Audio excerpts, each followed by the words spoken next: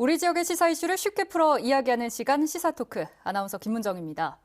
제20대 대통령 선거가 이제 정말 코앞으로 다가왔습니다. 온 국민의 관심사가 집중되고 있는 만큼 정치권에서도 당의 모든 역량을 대선에 쏟아붓고 있는 모양새인데요. 때문에 뒤이은 6월 1일에 치러지는 지방선거가 역대급 깜깜이 선거로 전락하는 것 아니냐는 우려도 깊어지고 있습니다. 단순 기후에 불과한 것일지 지방선거 준비 상황과 관련한 이야기 나눠보겠습니다. 이에 앞서 1부에서는 지역주택조합 관련 사건 살펴보겠습니다. 최근 익산시가 한 지역주택조합 추진위원회에 대해 경찰 수사를 의뢰하는 일이 있었는데요. 그 배경은 무엇이고 또 어떤 일이 벌어진 건지 최영후 변호사와 함께 알아봅니다. 어서 오세요. 예, 안녕하세요. 예, 이 지역주택조합, 이른바 지주택 아파트는 일반적으로 반값 아파트라 불릴 만큼 저렴하지만 실입주율이 20%밖에 되지 않는다는 통계도 있을 만큼 그 과정에서 많은 잡음들이 있어 왔죠. 예, 뭐 그런 얘기를 하시더라고요. 원수에게 복수하려면 지주조 아파트를 소개시켜줘라. 예. 예, 이런 얘기가 있을 정도로 이제 이 지역주택조합은 항상 많은 잡음이 있었어요. 근데 뭐 이 지역주택조합 이 아파트가 뭐 처음부터 제도가 안 좋거나 그런 건 아니에요. 그러니까 지주조 아파트라는 거는 지역주택 조합이 그러니까 무주택 그 서민들이 모여가지고 시행을 할 수 있도록 해준 거예요. 그래서 무주택 서민들이 이제 시행을 직접 하게 되면 싼 값의 아파트를 공급받을 수 있고 예. 동호수를 본인들이 지정받을 수 있고 그 다음에 청약 통장이 필요 없으니까 쉽게 접근을 할 수 있었던 거죠. 근데 이제 이러한 장점이 있는 반면에 단점은 사업 시행률이 너무나 턱없이 낮아요. 사실 이분들이 뭐 재개발이나 재건축과는 달리 토지 소유주나 그런 분들이 아니라 그냥 무주택 소유 그 서민들이 모여서 돈을 모아서 사업을 시행하는 거기 때문에 사업 성공률도 낮고 이 조합의 안정성도 적고 만약에 사업이 성공한다 하더라도 싼 값의 아파트를 받을 수 있을 줄 알았더니 추가 분담금을 내라고 예. 해서 뭐 가격도 뭐 큰 차이가 없다더라. 뭐 이런 얘기가 생기는 거죠. 제가 변호사하면서 초기에 겪었던 게 사실 지주조 아파트였는데 첫 번째 사건은 이 사업 대행사에서 조합원 모집 과정에서 그냥 일반 분양을 하면서 분양금을 받아버린 거예요. 그래서 예. 이게 사실은 사기였던 거죠. 이거는 조합원 가입이 아니라 일반 분양금이었기 때문에 오히려 사건 해결이 쉬웠어요.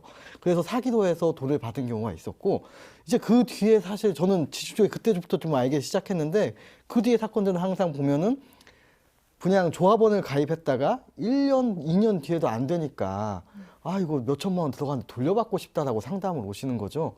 사실 대부분 이거는 내가 물건을 산 것도 아니고 이 어떠한 이 사업 시행사의 조합원으로 가입을 한 거기 때문에 탈퇴를 해야 되는데 탈퇴가 간단하지도 않고 탈퇴한 이유라 하더라도 환불도 간단하지가 않아요. 예. 예, 다들 좀 어려운 상담이었죠.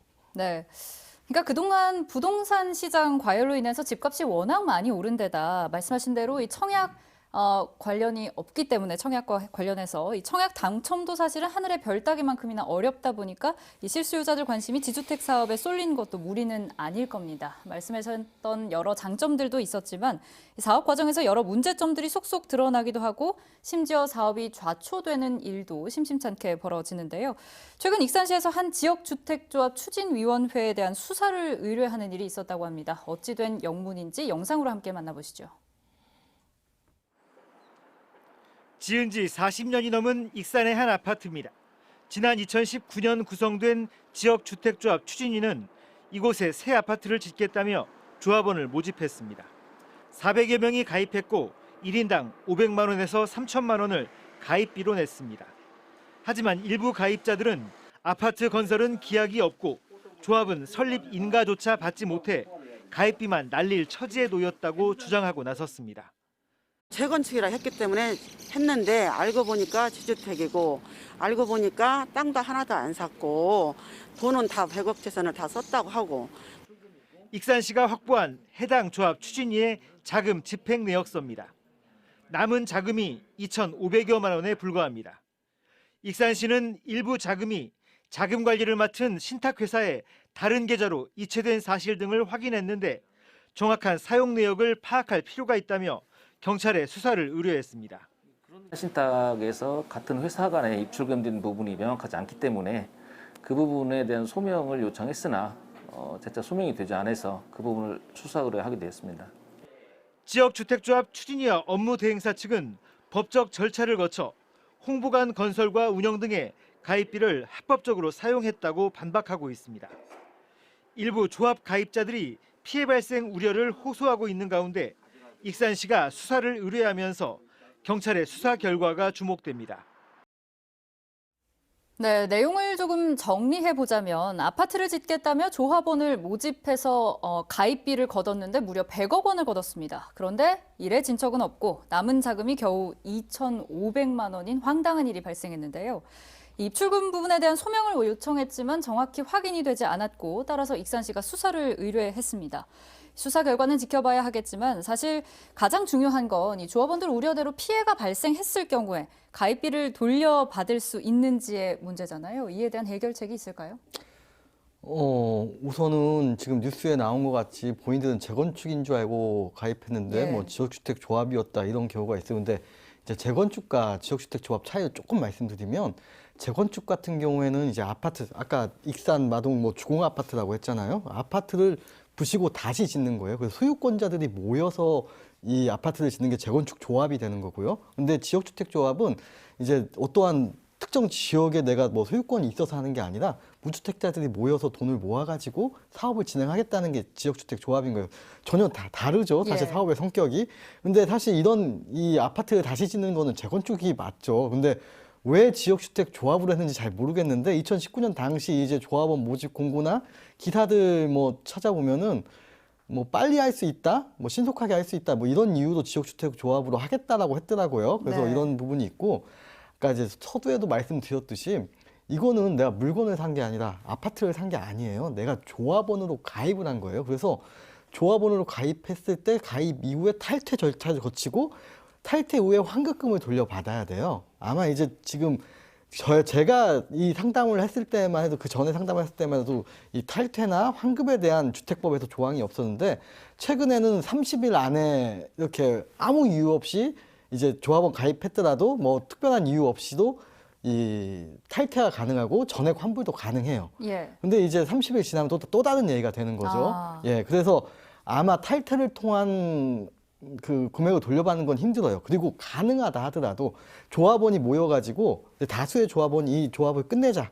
그리고 돈을 다 돌려주자라고 결의를 하면 돼요. 사실 이게 조합원들이 결의를 하면 되는 예. 거예요. 근데 돈이 없잖아요. 돈이 없으면 사실은 그런 것도 지금 뭐 큰 방법이 없는 거죠. 네. 또 나머지 하나의 방법은 지금 사기나 횡령의 범죄가 가능하단 말이에요. 개인에게 책임을 묻고 그 개인에게 돈을 돌려달라고 할 수 있겠죠. 근데 사실 그 100억이나 되는 돈을 그 개인이 책임질 수 있는지 이런 돌려줄이 부분이 좀 만무하다 이렇게 예, 보시는 그래서 좀 돌려받기는 좀 어려운 상황 같아요. 그러니까 이게 설립 인가도 받지 않았다. 뭐 재건축 조합이라 속이고 조합원들을 모집했다. 이런 주장까지 나오면서 이 조합의 실체가 사실은 더욱더 궁금해지는데요. 일반적으로 조합추진위원회가 어떻게 구성되는지 또 조합원으로 가입하기 위한 특별한 요건이 있는지 이에 대해서도 좀 알려주신다면요. 조합원 가입 조건은 무주택자나 84제곱미터 이하의 국민주택을 소유한 이제 한 채 이하를 온 가족 구성원의 한 채 이하를 소유한 무주택자나 1주택자 서민들이 조합원 가입 예. 대상자고요. 지금 보니까 2019년경에 이제 법이 바뀌었어요. 그전에는 조합원 모집 공고를 누구나 할 수 있었어요. 추진이 만들어가지고 조합원 모집해서 조합원 들어오세요라고 할 수 있었는데 지금 19년경에 이거 아마 이후에 바뀌었을 거예요. 이 사건 이후에 바뀌어가지고 50% 이상의 토지 사용 권한을 확보해야 돼요. 사용 동의서를 확보해야 모집 네. 공고를 할 수 있거든요. 네. 그래서 좀 지금 법령에 대해서는 지금 이렇게는 진행이 안 될 거예요. 지금 현재 만약에 지역주택 조합을 하려고 하면은 좀 그런 게 좀 차이가 있는 것 같아요. 또 한 가지 이 지역주택조합 사업 절차 전반에 걸쳐서 토지 매입이 관건이다. 이런 말도 있던데 이거는 무슨 말인가요? 그러니까 사실 모든 어떤 사업, 시행 사업, 그 주택 시행 사업은 동일해요. 모든 토지를 확보하고 거기에 이 건물을 짓는 거죠. 예. 재건축, 재개발도 특정 숫자 이상, 특정 요건 이상만 갖추면 이제 수용도 할 수 있고 나머지 걸 살 수도 있는 거죠. 그래서 소유자들이 모인 재건축, 재개발은 좀 용이해요. 아니면 사업 시행자가 대기업이라든지 이런데 대기업이라든지 공공기관이라든지 예. 이러면 사실은 토지 수용이나 토지에 대한 권한을 확보하기가 너무 수월하죠. 근데 여기는 지역주택조합은 이 토지와 관련 없는 사람들이 처음부터 시작을 한다는 거예요. 그러니까 더욱 어렵겠죠. 그러면 또 한 가지 이 사업 과정에서 만약에 이제 부당한 경제적 부담이 생긴다랄지 이런 부분에 대해서도 법적인 도움이나 구제를 받을 수 있는 건지 궁금하거든요. 예를 들면 뭐 입주할 때가 됐는데 이런저런 이유로 추가 분담금을 통보해서 결국 분양가보다 더 비싸게 입주를 할 수밖에 없었다. 이런 걱정하는 그런 기사도 기억에 남고 이런 부분에 있어서는 어떻게 보시는지요? 만약에 이게 돈을 내가 이제 조합의 이제 조합장이나 이런 이 집행부에서 뭐 돈을 허투루 써가지고 금액이 늘어났다. 이게 명확해지면 사실은 돈을 돌려받기가 좀 추가도 내지 않아야 될 경우가 그 사람들이 책임져야 될 경우가 많이 있을 거예요. 예. 근데 대부분 의결을 거쳐서 진행이 돼요. 의결을 거쳐서 어떠한 집행 비용이나 이런 게 되기 때문에 절차적으로는 대부분 합법적인 경우가 많고, 두 번째는 시공사와 시행 이 조합의 문제예요. 시공사들이 설계 이제 100억에 한다고 했다가 설계 변경으로 20억이 증액이 됐어요. 이걸 동의를 해주세요. 해가지고 나중에 지었는데 이 동의를 안 하기가 어려운 경우가 많거든요. 왜냐하면은 예. 이 입주자들 입장에서는 입주 시기가 정확히 정해져 있고 내가 입주 시기를 하면 그 돈을 다 마련해 놓거나 딴 집을 팔았거나 이런 상황에서 이 입주를 해야 되는데, 시공사가 설계 변경 안 하면 입주 시기가 늦춰진다거나 이게 바뀌기 때문에 울며 겨자 먹기식으로 동의를 하게 된다는 거죠. 그래서 추가 분담금이라는 게 뭐 억지로 누구한테 뺐거나 그런 게 아니라 어쩔 수 없이 동의가 한다는 데 문제가 예. 있는 거예요. 그러니까 절차상으로는 공정하지만 저 절차상은 하자가 없다고 해야죠. 예, 예. 그렇군요. 그러니까 여러 위험을 감수하고서라도 조합원으로 가입을 하는 건 아무래도 저렴한 가격에 내 집 마련을 할 수 있다는 어떤 희망이 있어서일 텐데요. 조합원으로 가입하기 전에 이것만큼은 제발 좀 잘 알아뒀으면 좋겠다, 강조하고 싶은 점이 있으시다면요? 우선 지역주택조합이라고 한다면 모르겠어요. 이제 어떤 설명을 듣고 어떻게 가입하셨는지 모르겠지만 너무 위험이 크다는 점 꼭 한번 기억을 해주셔야 될 것 같아요. 네. 내 집 마련의 기회를 좀 더 쉽고 또 빠르게 이루려다 소중한 순간을 평생 놓치고 마는 어떤 안타까운 일이 생길 수도 있습니다. 돌다리도 두들겨 보고 건너라, 이런 말이 있죠. 요즘처럼 부동산 시장에 변수가 많을 때는 더욱 신중할 필요가 있어 보입니다. 계속해서 2부에서는 대선에 밀린 지방선거 얘기 나눠보겠습니다.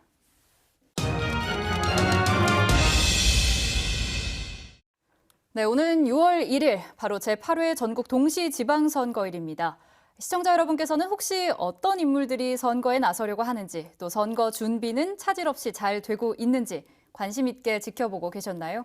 물론 앞으로 5년 대한민국의 향방을 좌우할 키를 쥔 대통령 선거가 먼저 치러져서 관심이 쏠릴 수밖에 없지만, 조금만 들여다봐도 이번 지방선거 준비가 부족한 채로 시간만 흘려보내고 있다는 불안감을 지울 수 없습니다. 이와 관련해서 참여자치 전국시민연대 김영기 지방자치연구소장과 자세한 이야기 나눠봅니다. 안녕하세요. 네, 안녕하세요. 예. 먼저 이렇게 대통령 선거와 지방선거가 동시에 치러지는 해에 투표를 한다는 게 참 흔치 않은 상황인데요. 정계의 역학관계도 참 복잡할 것 같습니다. 이렇게 나라의 대소사를 2개나 앞두고 있는데 두 분 어떠신가요? 먼저 수장님부터 얘기해 주신다면요. 실제 대선을 3월 9일에 하고 지방자치 선거를 6월 1일 날 하잖아요. 이건 이제 원래는 이렇게 안 돼 있었죠. 박근혜 전 대통령 탄핵 때문에 바로 2017년 5월 9일인가요? 그때 대선이 있었고 바로 그 다음 날 10일 날 취임해서 임기나 이런 것들 때문에 임기 최소한 2개월 전에는 대선 후보를 선출해야 하거든요. 대통령을 선출해야 하거든요. 그래서 3월 9일 날 하게 된 거고, 그러다 보니까 지방선거는 원래 항상 해왔던 그 시기에 하는데 3월 9일 대선, 지방선거 6월 1일이 됐습니다. 그래서 원래 예상했던 대로 이 대통령 선거, 우리나라 대통령 선거는 이 골목대장 뽑는 선거가 아니에요. 거의 전 국민 유권자가 양 진영으로 나누어져서 피 튀기는 어떤 싸움을 하고, 뭐 아니면 또 권력을 100% 얻든지 다 잃든지 하는 그런 것이 우리나라는 아주 강한 나라라고 볼 수 있는데, 그런 와중에 있다 보니까 중앙당의 어떤 관계자들 입장에서는 일단 대선을 이겨야 한다고 하는 그것 때문에 실제 동시 지방선거가 6월 1일에 했는데 예비후 등록도 대선 이후에 하겠다는 거고, 공천 절차도 대선 이후에 하겠다는 거고, 선거구 획정도 대선 이후로 거의 지금 미뤄졌거든요. 그러다 보니까 지방선거에 있어서 가장 중요한 절차들이 지금 훼손되고 있습니다. 예를 들면 얼마 전에 집권당 당대표가 정치 혁신을 하겠다고 하면서 여성이나 정치 신인, 청년들에 대해서 뭐 30% 뭐 할당을 하겠다 이런 이야기를 했는데, 그런 것들도 지금부터 준비하지 않으면 절대 불가능하고 그에 맞는 공천 누리라든지 이런 것도 해줘야 하고 말만 또 30%지 막상 선거 시기에 가서 공천 가져오면 공천을 해주고 싶어 해줄 여성이 없다, 청년이 없다 이렇게 핑계대면서 안 해버리거든요. 거의 무시되는 경향이 있는데 예. 그런 것처럼 일반적으로 이 중앙당이 지역당 그리고 중앙정부가 이 지역 정부에 대해서 얼마나 하찮게 생각하고 있는가가 단적으로 나타나는 게 중앙당들이 어느 당 할 것 없이 모든 어떤 지방선거 절차를 대선 이후로 미뤘습니다. 여기를 보면 이 지방자치라든지 분권, 그 다음에 이 지방정부 이런 것들에서 어떻게 생각하고 있는가에 대한 어떤 중앙의 시각을 알 수 있는 거고요. 상황이 이렇다 보면 나서는 문제가 그 공천 절차도 이제 졸속으로 진행될 겁니다. 왜냐하면 우리가 다 겪어봤거든요. 3월 9일 날 대선 투표가 있게 되면 한 일주일은 막 혼란 상태입니다. 이기면 이긴 대로 지면 진 대로 다른 정치적으로 할 수가 없어요. 정신 차려보면 한 달 지날 겁니다. 한 달 정도 지나야 이제 뭐 인수위가 만들어지고 이렇게 되면 좀 정상으로 돌아오는 구조거든요. 우리나라 구조가요. 왜냐하면 떨어진 사람들은 다 실업자 되니까 그 걱정부터 하고 이런 그래서 저희가 과정들이 오늘 이런 자리를 마련한 그런 게 아닐까 이런 과정이 생각이 있다 드는데, 보니까 예. 절차나 내용들이 훨씬 더 뒤로 가서 민주적이고 공정한 절차가 어려운 거 아니냐 이런 생각을 해봅니다. 네, 뭐 다당제지만 실질적으로 양당 정치 중심이기 때문에 대선에 온 힘을 쏟고 있는 게 아쉬우신 것 같다 이런 생각이 드는데요. 변호사님 어떠세요? 자, 대통령 선거는 5년마다 한 번씩 열리고 지방선거는 4년마다 한 번씩 열려요. 그러면 20년 주기로 돌겠죠? 예. 뭐 20년 전, 2002년도에는 사실은 이제 6월 지방선거, 그 다음에 12월 대선이 있었죠. 근데 이제 말씀대로 탄핵이 있는 바람에 12월 대선이 3월 대선으로 옮겨졌어요. 네. 그래서 이제 처음 사실은 우리가 뭐 87년 이후 지방선거는 또 90년대 중반 이후에 이제 시작이 되면서 처음 맞는 선거죠. 근데 가장 이제 비근한 예가 있어요. 2007년 12월 그 대선이 있었고 이제 2008년 4월에 총선이 있었던 경우가 있어요. 그때는 이제 취임 후 한 2개월 만에 이명박 대통령 취임 후 이제 총선이 있었는데 사실 이제 지방선거든 총선이든 대선 이후에 벌어지는 선거들은 초반부는 이제 정권에 힘을 실어주는 선거가 되는 거고 후반부는 사실은 정권 심판적인 성격이 있어요. 그래서 대선 이후에 지방선거가 있기 때문에 각 당들은 지금 그렇게 생각을 할 거예요. 뭐 지방선거 준비해봤자 지금 필요 없다. 대선 누가 이기느냐 훨씬 중요하다. 그래서 예. 지방선거 출마자들한테도 니네들 그렇게 노력해봤자 대선이 중요하다라고 지금 얘기하고 실제로 지방선거 각 출마자들뿐만 아니 그 사람들이 미치는 영향뿐만 아니라 우리나라 사실은 이제 승자독식 구조 뭐 총선도 있고 지방선거도 있지만 대통령을 누가 잡느냐 5년에 한 번씩 왕을 뽑는 선거거든요. 그 왕이 누가 되느냐가 사실은 가장 중요한 우리나라 권력을 얼마만큼 질 수 있는지 가장 중요한 선거가 대선이기 때문에 이 지방선거 이슈는 기술적이든 어떠한 뭐 실질적이든 뭐 이슈가 굉장히 적어질 수밖에 없는 거죠. 예. 뭐 사실은 이 대한민국의 미래를 결정할 대선 그리고 풀뿌리 민주주의로서 민생과 직접적인 연관성 있는 지방선거 어느 것 하나 중요치 않다 이렇게 보기는 어려운데요. 정치권은 그러나 두 분 말씀하신 대로 아주 노골적으로 대선에서 승리하면 지방선거에서도 승리할 수 있으니 대선에 온 힘을 쏟자 이런 논리로 나서고 있는 그런 모양새입니다. 거대 양당 모두 이 예비후보 등록을 대선 이후에 진행하겠다 이런 입장도 밝혔죠. 이에 대해서 어떻게 보시는지요? 실제 예비후보 등록은 지금 2월 1일부터 됐어야 하거든요. 시작이 됐죠. 근데 예. 우리 전라북도 봐도 언론 보도를 보더라도 예비후보를 등록한 사람이 거의 없습니다. 왜냐하면 민주당이 탈당자들까지 전부 다 받아서 민주당 아닌 또 후보들이 거의 없고 뭐 정의당이나 몇 개 정당이 있지만 아직 그런 데는 이렇게 활동이 활발하지 않기 때문에 거의 모든 입지자들이 거의 민주당으로 지금 직결해 있는 상태인데 중앙당에서 지방선거 하는 사람 가만 안 두겠다고 엄포를 놓고 있기 때문에 얼마 전에 제가 모 국회의원을 만났더니 도지사 후보에 출마를 해갖고 준비를 하는데 선거운동하기가 팍팍하다고 그래요. 왜 그러냐고 했더니 좀 이렇게 오버스텝 밟으면 중앙당에서 바로 너는 지금 대선 운동 않고 지금 뭐 하고 있느냐, 네 이익만 쫓느냐고 하는 바로 질타가 내려온대요. 그래서 실제 그런 도지사든 뭐 기초단체장이든 광역이든 기초의원이든 현재 우리나라 구조가 또 공천이 민주적인 절차에 의해서 되는 게 아니라 관계라든지 계파라든지 힘에 의해서 이루어지기 때문에 그 힘 있는 사람들이 엄포를 놓고 있으니까 아무도 지금 등록 않고 있는 거.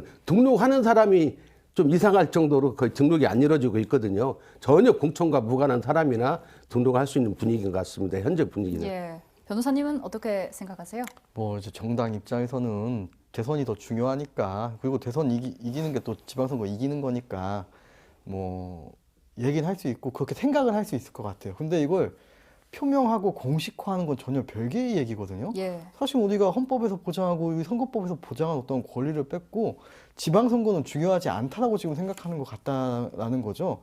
사실 이게 어떤 헌법 기관인 정당들이나 우리 헌법 질서하에서 권력을 추정하는 어떠한 이 정당에서 내심은 그럴 수 있어요. 내심은 야 이거 우리끼리 또 지방선거 준비한다고 니들 선거 준비하는 게 아니라 대선이 중요해.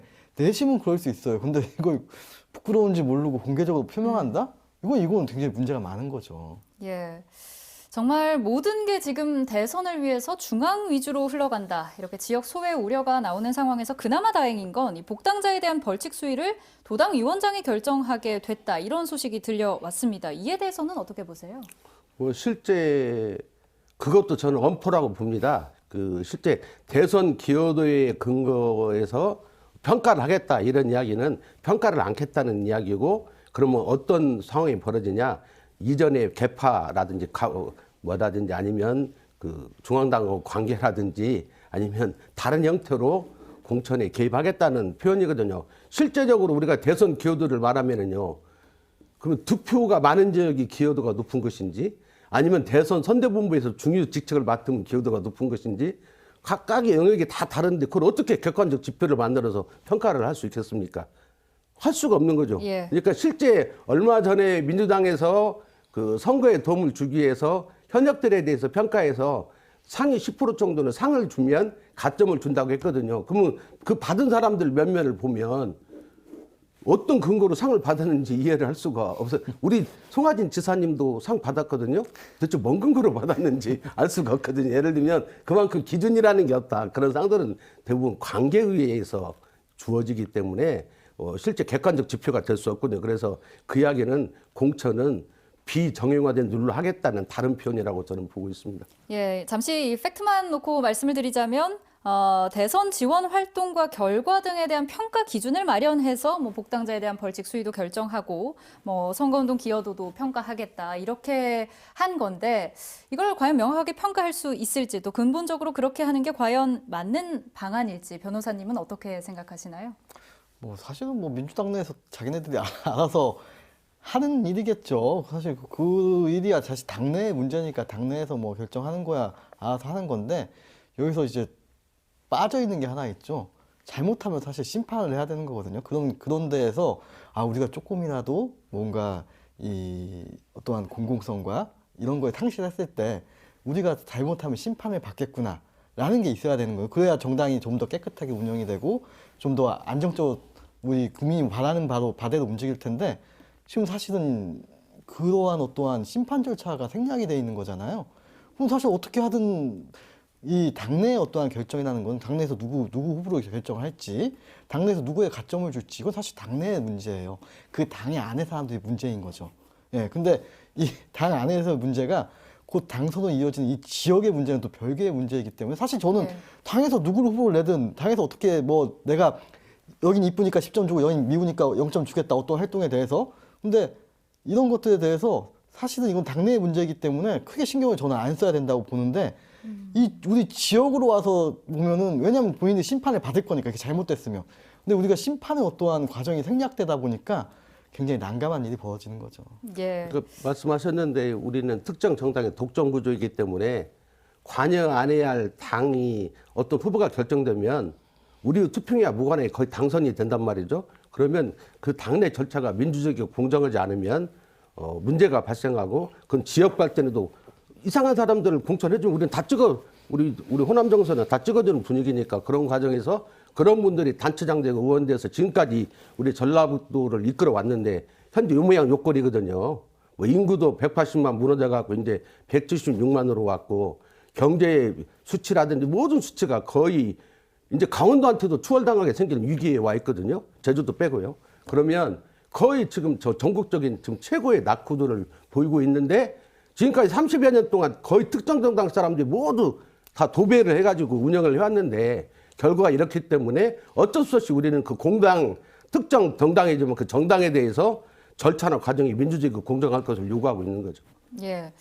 소장님 말씀대로 사실 전북 지역은 늘 본선보다 민주당 경선이 더 치열해서 관심이 집중되지 않습니까? 그런데 이렇게 예비후보 등록마저 올스톱 된다면 이 유권자들의 이목을 끌고 또 지방선거 분위기를 달구는 일이 쉽지만은 않겠다. 이런 생각이 드는데 변호사님 어떻게 보세요? 아까 이제 소장님께서 말씀드렸지만 대선이 3월 9일이에요. 그 다음에 지방선거가 6월 1일인데 대통령 그러니까 그 지방선거 84일 전에 이제 대통령 선거가 있어요. 사실 83일이 남은 거죠. 좀 올스톱하고 대선 이후에 하겠다는 거잖아요. 근데 생각을 해보면 대선 이후에 어떤 일들이 있냐면 민수위가 구성이 되고 그렇죠. 대통령이 이제 뭘 하겠다 당선자가 뭘 하겠다 대통령 되기 전에 뭘 하겠다는 게 굉장히 시끄러워요. 예. 그 다음에 대통령 취임일이 20대 대통령 취임일이 5월 10일이에요. 아마 거기까지는 인수위 얘기가 나오고 5월 15일 이후에는 대통령 취임 이후에 대통령 취임 과정이 얘기가 나올 거예요. 사실 그러면 그때 이제 지방선거 이슈가 이제 그때부터 좀 불이 붙기 시작하겠지만 3월 9일 이후에는 아마 이 모든 어떠한 이 언론과 사람들의 어떠한 이 관심은 대통령에 가 있을 거예요. 근데 생각해보면 우리가 지방선거가 언제 열렸냐면 6월이 사실 4년마다 월드컵 기간과 같았어요. 예. 그래서 항상 월드컵 때문에 지방선거가 관심이 덜했던 것도 사실이거든요. 원래 지방선거는 그러니까 월드컵 때문에 관심도 덜했고 특히나 이번에는 대통령 선거와 대통령 취임, 인수위 때는 관심이 아마 더 덜할 거예요. 그래서 유권자 분들께서 꼭 더 관심을 더 가져줘야 될 거예요. 네. 정말 이 대선을 명분 삼아서 지방선거의 시계가 멈춰 있는 상황. 말씀하신 대로 3월 9일에 대선이 치러지고 대통령 취임식이 5월 10일입니다. 지방선거가 한 달여도 채 남지 않은 시점까지 대선의 여운이 길게 이어질 텐데 그렇다면 오히려 이렇게 지역 정치권에서 발벗고 나서서 대선 후보들을 돕는 게 과연 맞는 건지 이걸 당연히 받아들여야 할 부분인지 어떻게 생각하시는지 궁금합니다. 원포가 없다면 당원이라면은 자기 당의 가장 중요한 행사인 대통령 후보에 대한 지지 운동을 해야겠죠. 뭐 저는 당원이 아니라서 잘 모르지만 뭐 어느 정당에서 가장 중요한 행사가 우리나라에서는 대통령 선거인데 그 대통령 선거에 열심히 하는 건 맞다. 하지만 그걸 열심히 하는 것과 동시에 자기가 입후보 했다면 자기 선거도 해야 하거든요. 근데 어떻게 보면 자기 선거를 하면서 대통령 선거를 하는 게 인지상정인데 거꾸로 돼가지고 대통령 선거하면서 네 선거는 하지 말아라. 그 전국적으로 다 통일시켜서 권위적인 입장 속에서 중단을 시켰다는 것 자체가 그러면 이율적인 거죠. 물론 이런 이야기도 있어요. 우리 전라북도 같은 경우는 그 정치인들이 선거를 하는 게 표에 도움이 안 돼요. 왜냐하면 현재 대통령이 훨씬 인지도가 높습니다. 지지도도 높고 이 현재 우리 지역 정치보다 그래서 뭐 선거운동 하거나 말거나 유권자들이 알아서 찍을 거란 말이죠. 지금까지 그래 왔고 그렇지만 하지만 그럼에도 불구하고 이제 선거운동은 있을 수 있는데 문제는 그 선거운동 열심히 하는 건 좋습니다. 그래서 뭐 한 표가 소중하다고 하면 열심히 하는 건 좋은데 자기 선거 우리 지방을 위한 우리 지방 선거가 훨씬 더 중요해요. 저는 한 30여 년 지방자치 보면서 드는 생각이 한때는 대통령만 바꾸면 세상이 바뀌는 줄 알았거든요. 근데 나는 전주에 살고 우리 지역에서 한 번 더 떠난 점에서 살아보니까 대통령은 숱하게 바뀌어왔지만 우리 전라북도와 전주는 지속적으로 낙후돼 왔거든요. 그건 중앙의 대통령이 민주적인 사람이든 권위적인 사람, 군인이든 마찬가지였다는 거죠. 그런 의미에 있어서 이 중앙정부가 모든 지역의 문제를 해결할 수 없기 때문에 분권과 자치가 있는 거고 그 분권과 자치를 위한 중요한 선거가 지방선거이기 때문에 지방선거는 우리 지역민한테는 어떻게 보면 대통령 선거보다 더 중요할 수 있습니다. 우리 지역에서 사는 사람은. 저는 박근혜 대통령 당선됐을 때 나라 망할 줄 알았는데 뭐 망할 위기로 갔지만 국민들이 그걸 극복해 냈잖아요. 그럼 하고 바뀌었지만 우리 지역은 여전히 지금도 인구 3, 4월 사이에 몇만이 빠져나가가지고 지금 176만까지 온 거거든요. 그러니까 그런 것처럼 우리 지역민한테는 대선보다 지방선거 훨씬 중요할 수 있다. 그럼 우리 스스로 그럼 분권과 자치는 중앙정부가 주어지는 게 아니라 우리 지역민과 지역 정치인이 노력해야만 그 권리를 얻어갈 수 있다는 걸 이번 여러 사태로 또 한번 타산지적으로 참여할 내용들이 보여지는 것 같습니다. 네. 그러니까 좀 정리해보자면 자치분권의 중요성 측면에서 지역 현안 그리고 민생이 좀 뒤로 밀려나고 있다는 점을 우려하시는 것 같은데요. 최 변호사님은 어떻게 보세요? 제가 아까 말씀드린 것과 같이 공당에서 지방선거 예비후보, 그러니까 보장된 선거 운동을 하지 말아라. 지방선거를 위한. 사실 이건 우리 헌법과 민주가치를 사실은 부정하는 거예요. 예. 근데 이제 이 헌법과 민주가치를 부정했을 때 어떤 결과가 오느냐. 사실은 그러니까 정치 신인들의 정치 진입이 점점 어려워진다는 게예요. 사실 선거 운동이 보장이 되고 우리가 이 좀 더 긴 기간이 보장이 될수록 이 새롭게 정치를 하고자 하는 사람들이 자기를 설명할 기회가 많아지는 거고 여러 사람들 만날 수 있는 선거 운동할 수 있는 기간이 길어진다는 의미거든요. 근데 이 기간이 짧아지고 선거 운동을 공식적으로 할 수 없고 부지불식간에 당내 경선하고 진행이 되면 어떤 일들이 벌어지냐? 현역들이 돼요. 그리고 중앙당에 끈 좋은 사람이 되고 국회의원 아는 사람이 돼요. 지방선거는. 이렇게 될 거예요. 아마 지금 특히나 이번 지방선거는 그전과 같이 뭐 무소속이 난립을 한다거나 아니면 그전에 이제 제3당 국민의당이 있다거나 예. 누군가 같이 있어서 쟤보다 내가 나아요. 할 수 있는 여건이 전혀 안 돼요. 그럼 민주당도 누구 눈치 볼 여건도 안 돼요. 사실은 대선이 누가 이기나 지나 여기 이 지역은 이미 관련이 없게 돼버렸어요. 그러면 사실은 시민들이 내가 민주당 경선을 하고 싶다라고 해서 들어가도 지금 상황에서는 현역들이 이길 수 있는 어떠한 여건이 안 되죠. 네. 그러니까 이게 늘 선거 때만 되면 정치권은 반성을 되풀이하면서 혁신을 약속하고 또 유권자들은 새로운 모습과 인물을 기대해 왔습니다. 그런데 이대로라면 변호사님 말씀대로 올해도 어김없이 정치 신인이나 혹은 비현역에게는 불리한 싸움이 전개될 수밖에 없다. 이런 볼멘 소리들도 터져 나오고 있는데 어떻게 보세요, 수장님? 볼멘 소리 정도가 아니라 아예 입후보하지 말라는 이야기거든요. 그러니까 실제적으로 우리나라는 악법이 하나가 있습니다. 뭐냐면 신인들에게 아주 불리한 제도가 사전 선거운동이라고 하는 악법입니다. 선거법상에. 이건 왜냐하면 피선거권은 365일 헌법에서 보장되는 건데 선거운동 못하게 해가지고 며칠만 하라고 막아놓은 게 사전 선거운동 제도입니다. 그 사전 선거운동 제도인데 그것조차도 지금 중앙당에서 하지 말라고 해가지고 예비부 등록도 못하면 쉽게 말하면 명함도 자유롭게 못 나눠, 물론 일부는 나눠줄 수 있어요. 지금도 하지만 자유롭게 못 나눠주고 프랑카드도 이렇게 선거 사무실이 공식적으로 돼서 프랑카드도 걸 수 없게 만들거든요. 현재 사무실을 함부로 운영하면 다 고발당하거든요.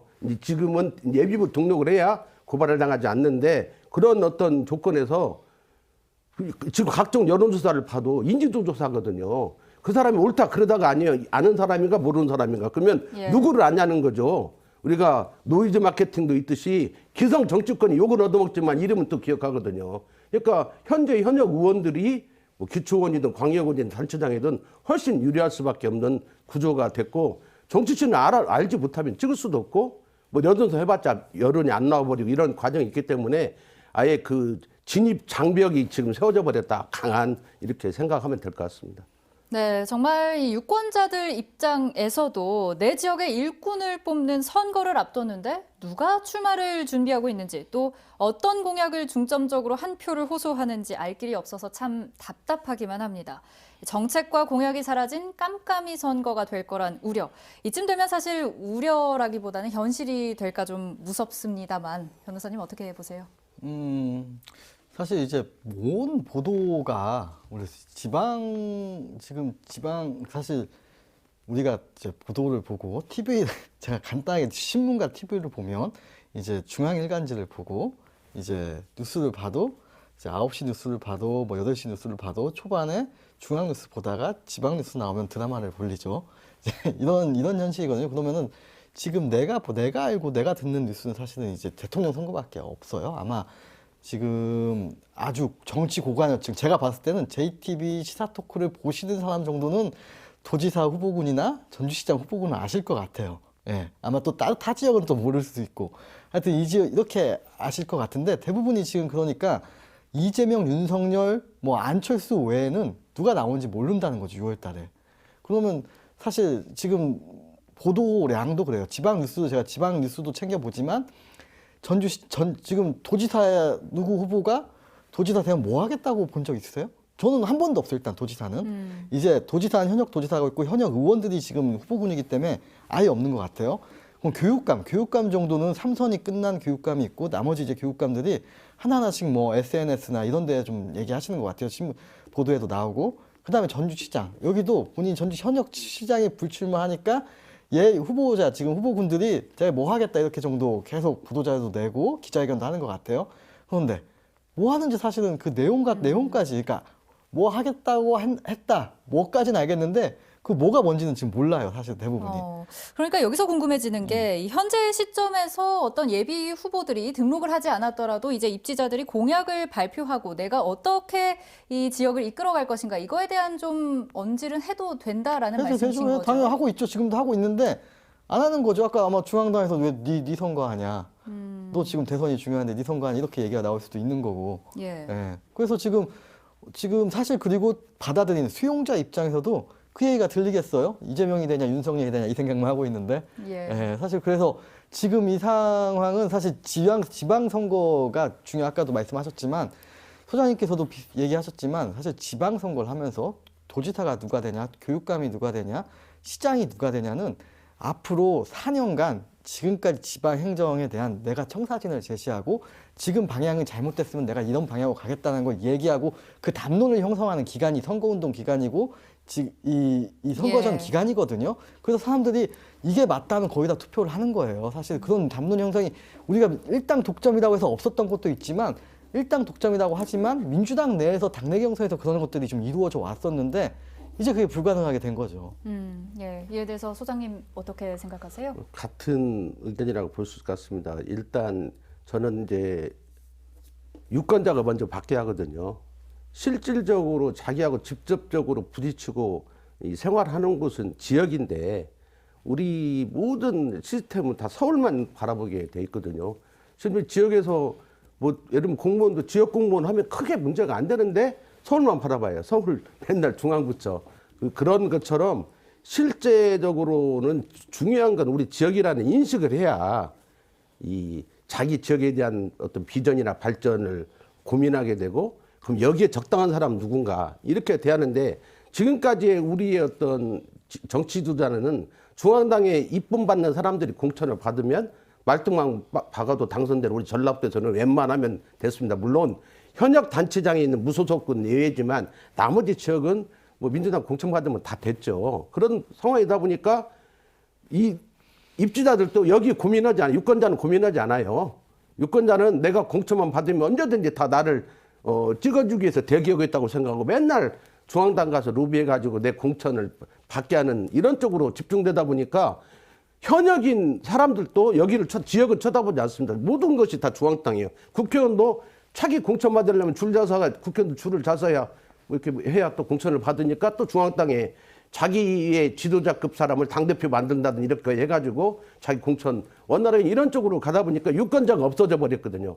이 책임은 실은 유권자한테 있는 거죠. 실질적으로는. 왜냐하면 유권자가 쉽게 말하면 그 선택의 폭을 넓히기 위한 끊임없는 시도를 했어야 하고 물론 정치 쪽에서도 다양한 선택이 보장되게 이제 저는 양원제나 이런 걸로 가야 한다고 봅니다. 그래서 지역 대표성을 갖고 있는 사람이 쉽게 말하면 역할을 할 수 있고 뭐 나머지는 뭐 하원처럼 해서 숫자나 인구가 어느 정도 반영이 되더라도 이 지역 대표성을 갖는 사람들이 국무회의에 참여할 수 있게 만들어주는 거 그리고 서울도 한 명, 전북도 한 명, 제주도 한 명이라고 하는 인구와 상관없이 그런 지역 대표성의 구조가 이제 서서히 고민돼야 하지 않냐. 언제까지 우리 한국 사회가 대선 앞두고 그냥 모든 정치 세력이 이합집산하면서 한 군데로 다 가서 그러다 보니까 정치 다양성도 없어져 버려요. 그리고 이 대선이라는 구조 때문에 제3당, 제3당이 생길 수가 없습니다. 왜?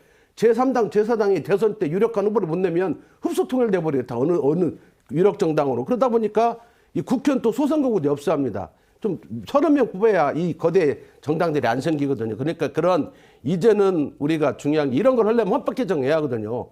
근데 이번 대선에 맨날 친인척들 나오고 사돈대 팔촌까지 나오고 하는데 뭐 헌법 개정이라는 지금 정치도 하나도 없어요.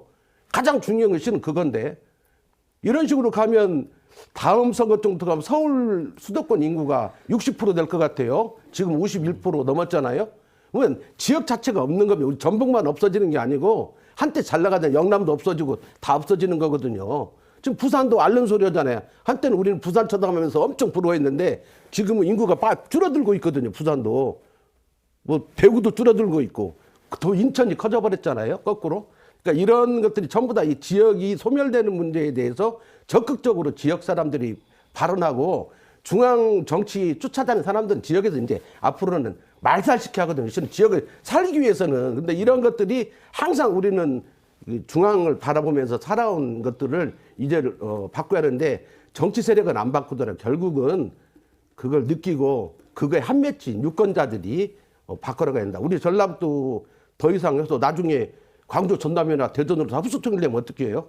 우리 천년 뭐 역사 찾으면 뭐 없습니까? 백제 시대부터 없어질 위기에 있고 실제 지금 없어져 가고 있거든요. 예. 하나씩 그런 것들을 해결하는 것도 결국은 유권자다. 그래서 유권자가 막 정당만 보고 찍지 말고 진짜 인물 보고 찍어야 한다. 그 인물의 능력, 그다음에 뭐 여러 가지 보고 도덕성도 봐야죠. 진짜 그 인물을 보고 찍으려면 언론에서 많이 또 알려줘야 합니다. 그 인물이 어떤 사람인가를 알려주고 변별력을 갖고 유권자들이 판단할 수 있게 만들어줘야 하는데 이번 선거는 어렵다고 봐야죠. 근데 그런 노력들을 계속해야만 본질적으로 바꿀 수 있는 거 아니에요. 우리가 중앙정책 요구해봤자 그때뿐이고 시간 지나면 또 없던 일이 되기 때문에 우리 스스로 우리 지역의 권리를 차지할 것 같아요. 네. 그러니까 이게 대선을 위해서 원팀이 되어서 이끌어가야 하는 건 맞고 이것도 참 중요하지만 지방선거를 위한 구체적인 얘기들, 공약들이 아직 나오지 않는다는 점이 좀 답답하다. 이런 말씀과 더불어서 유권자들이 사람이 아니라 당에 매몰되어 있는 것도 문제다. 이런 얘기해 주셨는데 변호사님 이에 대해서는 어떻게 보세요? 이게 사실은 이제 닭이 먼저냐 달걀이 먼저냐 사실 뭐 유권자 입장에서는 찍을 사람이 있어야 찍지 뭐 그래도 뭐 우리 민주당이니까 찍죠 사실. 그리고 뭐 문재인 대통령 있으니까 찍고 예전부터 노무현 대통령 있으니까 찍고 뭐 그런 건데 저는 이제 사실 여기 있었던 정치인 책임이 저는 좀 크다고 봐요. 사실은 기존에 불가능했던 것도 아니고 사실 이 문제가 지금 와서 얘기하는 게 아니라 10년, 20년 전부터 꾸준히 제기됐던 문제거든요. 노력도 했고 다른 부분에서 있었지만 뭐 사실은 당을 만들고 자기가 세력을 만들었다는 게 자기 개인의 이익을 위해서였지 어떠한 저는 정말로 지역의 어떠한 견제와 균형, 지역에 자기가 이 세력이 좀 오랫동안 남겨가면서 지역의 정당한 정치 발전을 위해서 한번 해봐야겠다 라고 했으면 그게 지금 전속이 안 될까요? 사실은 저는 그렇지 않다고 봐요. 지금까지도 전속도 되고 아마 건강한 정당도 지금 전속했을 거라고 봐요. 근데 그렇지 않잖아요. 지금 뭐 이런 마음 웃기지만 지금 보세요. 다 어디 가 계시나 다들 민주당 가서 이제 또 한 번 하고 싶다 들어가신 거잖아요. 사실 저는 이런 모습들이 사실 우리가 모르겠어요. 저도 이제 유권자들에게 좀 더 좋은 선택을 하시라고 말씀을 드릴 수 있겠지만 결과로 봤을 때는 여기서 이 정치를 하시는 분들의 문제가 또 클 수도 있죠.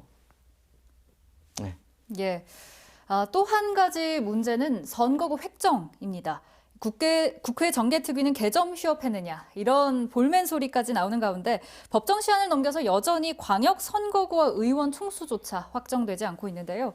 특히 전북 지역의 경우에는 농촌 지역의 특수성 그리고 인구 감소와 같이 어려운 현실에 대해서 한 목소리를 내야 하는 상황임에도 불구하고 지역 정치권 너무 안일하지 않나 싶은데 이에 대해서는 어떻게 보시는지요? 뭐 지역 정치의 문제가 우리 한국 정치의 문제죠. 원래 선거구 획정은 11월 30일까지 입법을 완수하게 돼 있습니다. 근데 그 입법 활동하는 게 국회의원들인데 국회의원들이 지금 모두 다 대선에 다 뭐 팔려 있다고 봐야죠. 팔려 있다 보니까 모든 정치 일정이 다 중단되어 있습니다.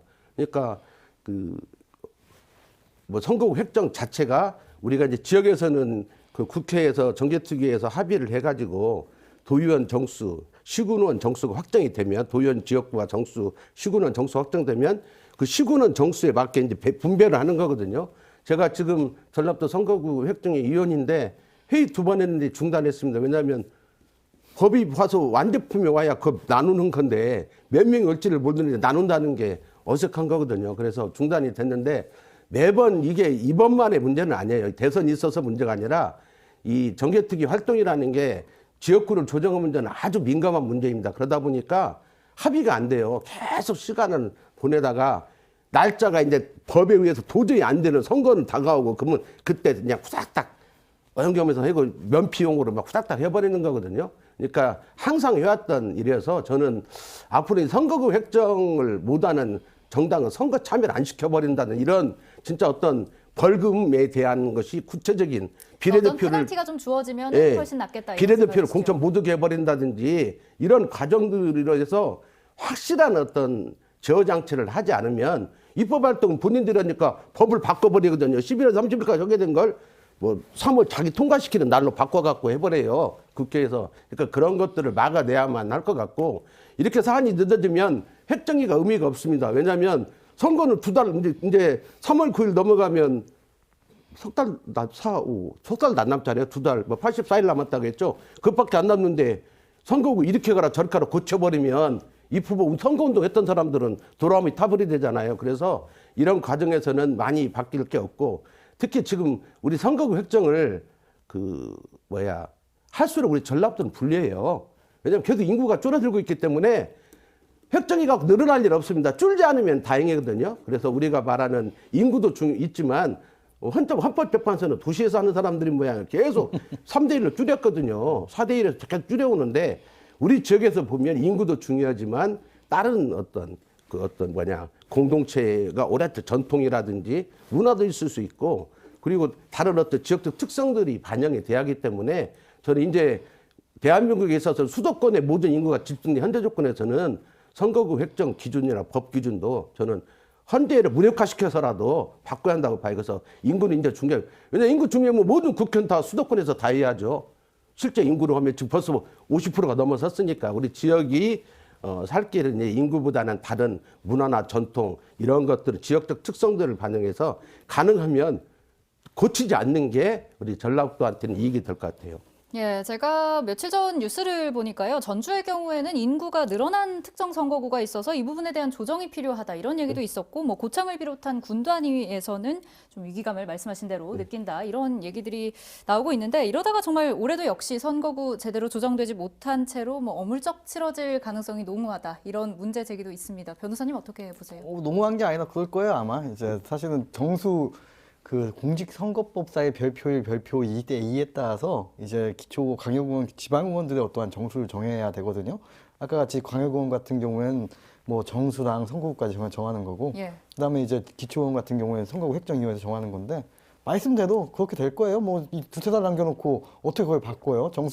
정수도 지금 이제 헌재에서거든요. 헌재에서 예전에 총선 같은 경우에는 이제 인구가 뭐 예를 들면 2대1, 3대1 얘기하잖아요. 그게 무슨 의미냐면은 이제 최소 그러니까 막 10,000명이 있는 지역구와 이제 20,000명 있는 지역구가 있으면 이 사이를 그러니까 20,000명보다 많은 지역구를 만들면 안 되는 거예요. 10,000명보다 적은 지역구를 만들면 안 되고. 그래서 총선은 2대1이에요. 근데 지금 2019년도에 광역의원도 이제 인구가 많이 차이가 나니까 한 지역 내에서 어느 데는 뭐 50,000명이 한 지역구고 어느 데는 10,000명이 한 지역구니까 3대1로 바꿔라. 그럼 30,000명이 넘어가면 안 돼요. 한 지역구에. 그리고 10,000명보다 적어지면 안 되는 거고요. 근데 이게 2019년 헌법재판소 판례고 이거에 따라서 지금 전국이 다 요동을 치고 있어요. 특히나. 예. 특히나 요동 우리 같이 이 농산어촌이 많은 곳에서는 아마 더 요동을 더 치는 거죠. 그래서 이런 게 다 바뀌어야 되는 거고 이게 2019년 판례예요. 헌법재판소 결정이에요. 그러면은 지금 당장 이번부터 진작에 적용을 해야 했었어야 되는 하는군요. 건데 예. 이거 시간은 항상 이래요. 항상 국회라는 곳이 항상 이래요. 그냥 이런 급하고 중요한 것들은 때 되면 해야지 이러고 있어요. 예. 예, 대선 전국에 이렇게 지방선거가 계속적으로 밀리고 있는 상황에서 그러나 대선 핑계가 아니더라도 이 선거 준비 과정에서 지역과 정치권이 반성해야 할 부분도 분명 있을 거고요. 또 유권자들도 이제는 소신을 갖추고 좀 지역을 다시 한번 돌아봐야 할 시점인데요. 선거를 앞두고 정치권과 또 유권자들에게 당부하고 싶은 말 두 분 마무리 발언으로 듣겠습니다. 먼저 소장님 해주신다면요. 아까 변호사님 말씀대로 이 선택을 하고 싶어도 선택의 폭이 우리 지역 유권자들한테는 주어지지 않았잖아요. 왜냐하면 정당 자체가 없으니까 그런 과정에 있습니다. 그럼에도 불구하고 저는 어떤 정당의 공천자를 하더라도 공천 과정에 이제 개입하고 이래서 우리가 투표가 진짜 능력 있는 사람이 바른 자리에 가서 활동할 수 있도록 해주는 게 가장 중요할 것 같습니다. 그렇지 않고는 우리가 전 이런 생각을 해요. 4년 내내 모든 방송이나 신문을 보면 전라북도 단체장 일 다 잘했거든요. 도청 가면 프랑카드 뭐 맥주원 시대 개막 하고 막 일면 톱으로 나오고 모든 방송이 뭐 어느 단체장 뭐하고 예산 더 많이 떠왔네 국회의원들 발로 땀나게 뛰었네 했는데 실제 나중에 지나서 보면 국가 예산이 늘어났기 때문에 늘어난 것밖에 없습니다. 그것도 그 본전도 못 찾아오는 게 우리 지역이거든요. 그러니까 예를 들면 10% 올랐으면 우리도 10%는 찾아와야 하잖아요. 물론 찾아온 득점은 대부분은 못 찾아왔어요 지금까지. 근데 막 뭐 예산 증액된 거 아니 국가 예산이 증액되니까 당연히 증액되죠. 그걸 가지고 막 이렇게 뻥튀기 하고 이런 것들이 너무 우리나라는 우리 지역은 많았는데 그러다 보니까 정신 차리고 보니까 우리 지역은 지금 대한민국이 점점 섬으로 낙후된 섬으로 돼가고 있거든요. 그리고 비전도 점점 없어지고 그러면 우리는 이렇게 살았다고 치지만 우리 자식들은 이렇게 살아서는 안 된다고 본다면 지금부터라도 일단 저는 그래서 유권자가 정신을 차려야 하고 유권자가 좀 더 많은 시간 지방 뉴스 나오면 연속곡으로 가는 게 아니라 연속곡 보다가도 지방 뉴스 나오면 지방 뉴스를 보는 형태로 갈 수 있도록 언론, 시민단체, 유권자 같이 노력해서 이 지역을 지켜내지 않으면 어렵다. 그리고 그 지켜내기 위한 중요한 과정이 투표라는 거에서 꼭 투표에 참여해서 그 누구라도 선택하는 것들이 우리 지역 발전에 그나마 도움이 된다는 생각을 꼭 해야 할 것 같습니다. 네, 지역 정치 잘했다 이런 평가가 과연 객관적인지 유권자들이 명확히 들여다볼 필요가 있다. 그리고 미래 세대를 위한 투표가 이루어져야 한다. 이런 말씀 해주셨고요. 변호사님도 마무리 발언 해주시죠. 두 가지 정도인 것 같아요. 사실 절대 권력은 절대 부패하거든요. 건져받지 않은 권력이라는 거는 사실 굉장히 위험한 거예요. 아무리 착하고 좋은 사람도 견제받지 않는다고 하면 권력을 주고 견제받지 않는다고 부패하게 될 마련이에요. 그래서 우리가 이제 사실 30년 독점 정당 이런 얘기 하잖아요. 사실 이게 잘 될 리가 없어요. 민주당에서 안 좋은 일이에요. 사실 욕먹을 일밖에 없는 거예요. 이게 뭐 내가 잘하는데 욕먹는다 그게 아니에요. 30년 독점 정당은 못할 수밖에 없는 게 너무나 당연한 거예요. 그래서 이 민주주의의 가장 기본적인 원리, 견제와 균형이라는 거 이거 꼭 염두에 두셨으면 좋겠고 두 번째는 이제 사람을 선택할 때 사실 저는 이 본인이 정치한다고 한다는 거는 저는 굉장히 좀 어려운 길을 간다 선택할 거라고 보거든요. 사실 내 개인 사생활 버리고 내 어떠한 소득수단 버리고 정치를 한다는 건 사실은 돈도 잃고 사람도 잃는 거예요. 그래서 근데 이제 그렇지 않은 사람들도 있죠. 개인의 어떠한 명예욕, 권력욕, 돈 욕심 뭐 이런 것 때문에 하시는 분들이 있는데 가장 큰 어떠한 우리가 이 권력을 쥔다. 사실 선출직에 나는 권력을 쥐는 거거든요. 권력을 쥔다고 했을 때 공심이 있는 사람. 내 사적 이익보다 공적 이익을 좀 앞에 둘 수 있는 사람 이런 부분들을 좀 뽑았으면 좋겠다는 생각이 듭니다. 예. 세계인의 축제 베이징 올림픽이 편파 판정 시비에 휘말리면서 연일 눈살을 찌푸리게 하고 있습니다. 선수들이 그간 흘려온 땀방울을 마음대로 재단하는 얼룩진 판단에 많은 이들이 분노했는데요. 공정한 룰과 공정한 경쟁, 비단 스포츠에만 해당되는 얘기가 아니죠. 유권자들의 축제인 선거도 마땅히 그러해야 합니다. 지방선거를 대선의 후속편쯤으로 경시하는 행태를 멈춰야 하고 선거구 획정도 하루빨리 제대로 이루어져야 할 겁니다. 그리고 우리는 이를 감시하고 분석하고 행동하는 능동적인 유권자가 되었으면 하는 바람입니다. 오늘 시사토크 여기서 마칩니다. 함께해 주신 여러분 고맙습니다.